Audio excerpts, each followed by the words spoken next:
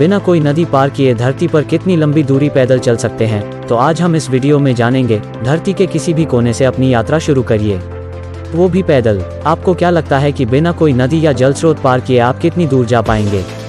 अगर गुजरात से अरुणाचल प्रदेश जाएं तो यह यात्रा करीब 3500 किलोमीटर की होगी।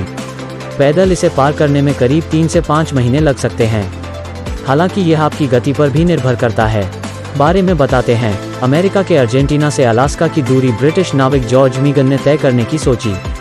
उन्हें 30,608 किलोमीटर लंबी यात्रा करने में कुल 2425 दिन लगे। वो अलास्का 1983 में पहुंचे। वहीं अमेरिकी आर्मी रेंजर होली हैरिस ने इसी रास्ते पर 23,305 किलोमीटर की दूरी साल 2018 में सिर्फ 530 दिनों में पूरी की। सबसे लंबी पैदल यात्रा के एक प्रतियोगी और हैं। साल 2020 के मध्य में इन्होंने गूगल मैप के सहारे दक्षिण अफ्रीका के केप टाउन से यात्रा शुरू की। उन्हें रूस के मागाडान तक जाना था। इन्होंने 22,104 किलोमीटर की यात्रा पूरी की। हालांकि इनका नाम जाहिर नहीं किया गया, लेकिन एक रीडिट यूजर थे। ये तो हो गई लंबी दूरी की यात्राओं की कहानियाँ। अब आप ये सोचिए कि अगर आपको सीधी रेखा में जाना हो तो आप कहाँ से ये यात्रा कर सकते हैं, वो भी बिना कोई नदी या जल स्रोत पार किए बगैर।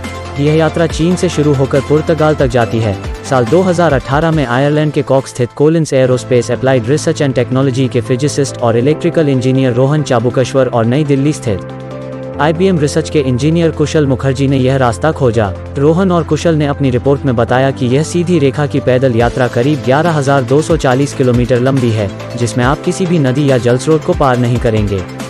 इसकी शुरुआत दक्षिण पूर्वी चीन से होती है। बीच में 13 देश आते हैं: मंगोलिया, कजाकिस्तान, रूस, बेलारूस, यूक्रेन, पोलैंड, चेक गणराज्य, जर्मनी, ऑस्ट्रिया, लिechtenstein और स्विट्जरलैंड, फ्रांस, स्पेन और आखिर में पुर्तगाल के सैग्रेस इलाके तक है। यह रिपोर्ट साल 2018 में ऑक्सफोर्ड प्रीप्रिंट डेटाबेस में प्रकाशित भी हुई थी। स्मिथसोनियन इंस्टीट्यूशन के GIS कोऑर्डिनेटर और चीफ कार्टोग्राफर डैन कोल ने बताया कि रोहन और कुशल ने अपनी रिपोर्ट में यह माना था कि इस रास्ते की खोज एक रिक्रिएशनल कार्य है। आप किसी गोल ग्रह पर सीधी रेखा में कोई यात्रा कर ही नहीं सकते। अगर आप इस रास्ते को देखें तो यह भी गोलाकार आकृति ले लेती है, अगर आप इसे अंतरिक्ष से देखें तो। हालांकि यह दोनों द्वारा खोजा गया यह मार्ग दुनिया का सबसे लंबा पैदल यात्रा मार्ग है, जहां पर एक भी नदी या जल स्रोत पार नहीं करना पड़ता।